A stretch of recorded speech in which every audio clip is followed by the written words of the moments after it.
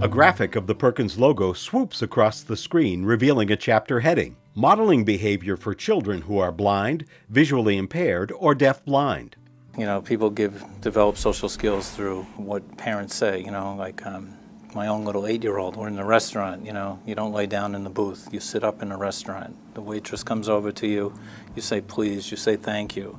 And we develop those skills through, again, repetition. What happens if you're without sight and or hearing is that unless people model it and facilitate your involvement in a situation, you don't get that degree of repetition that we get through vision and hearing.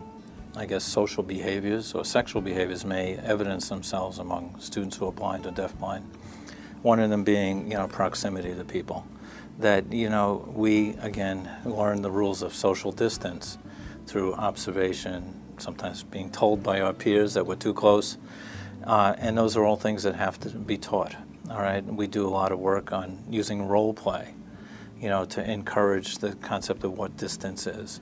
If a child has multiple disabilities, you do it again through role play, but also through how the staff interact with them. So if you have an 18-year-old that's constantly coming up and grabbing you and hugging you, well, the staff learn to shape that into a more appropriate behavior. And over time, the student then learns that.